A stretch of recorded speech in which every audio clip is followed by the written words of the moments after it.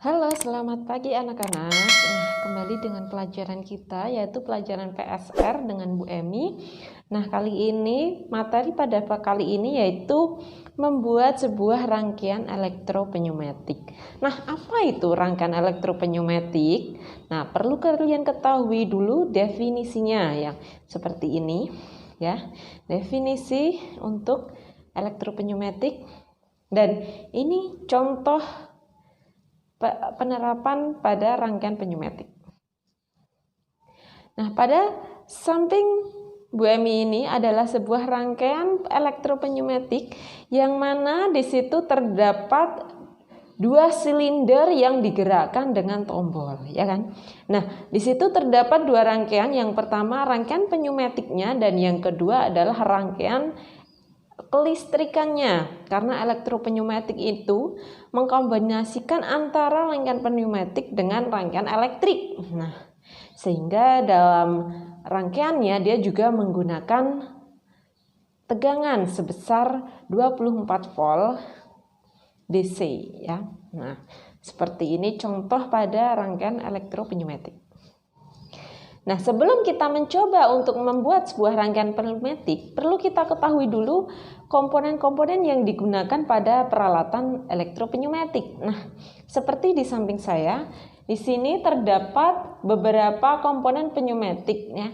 Nah, ini sama seperti rangkaian pneumatik, yaitu dengan menggunakan kompresor ya kan, energinya, kemudian nanti ada katupnya juga, ada silindernya juga.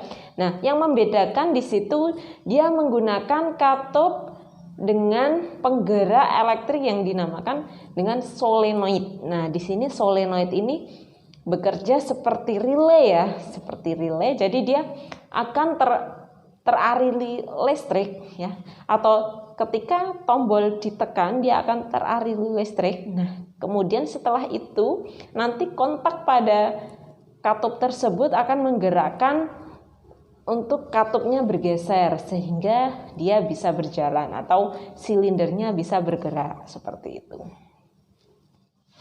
Nah, dengan kedua rangkaian tersebut dapat kita jalankan bahwa di sini ada tombol yang menggerakkan untuk si silinder atau solenoid itu terkena arus. Dengan cara apa? Kalian lihat di situ ada tombol yang mana tombolnya itu NO ya, atau normally open. Berarti dia ketika belum terdapat aksi, dia tidak akan teraliri listrik. Nah, ketika kita pencet atau kita beri aksi, maka arus listrik akan mengalir ke solenoid sehingga solenoid akan aktif.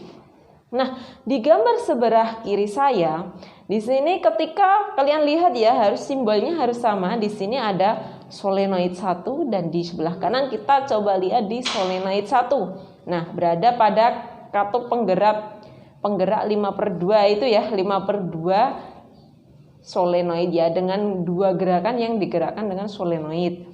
Nah, ketika solenoid 1 tadi itu terkena arus, maka solenoid 1 pada katup itu juga akan aktif. Nah, sehingga dia akan menggerakkan solenoid bergerak, dan kalian lihat juga sehingga untuk aliran udara dari kompresor akan masuk ke silinder. Sehingga apa yang terjadi?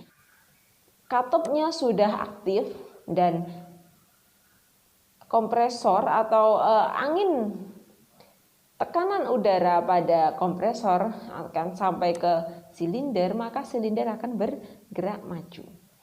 Nah, ketika sudah bergerak maju, dia akan terlepas di elektriknya. Coba kita lepas untuk tombolnya. Nah, ketika lepas dia akan terkunci dengan normally open pada solenoid. Atau kita tambahkan di sini ada relay sebagai pengunci pada solenoid tersebut sehingga solenoid tetap aktif walaupun tombol startnya tidak ditekan. Nah, bagaimana untuk menghentikannya? Nah, kita bisa lihat di sini karena dia ada dua tombol, yang satu NO dan satunya NC yang di bawah ya. Kalian bisa lihat di situ NC berarti dia bekerja untuk memutuskan aliran listrik. Nah, berarti ketika kita pencet NC yang tombol di bawah ini, maka arus akan terputus sehingga solenoidnya juga mati. Nah, seperti itu contoh untuk rangkaian elektropneumatik. Nah, silahkan coba kalian bisa simulasikan sendiri di rumah dengan menggunakan software SplitSim ya. Silahkan mencoba.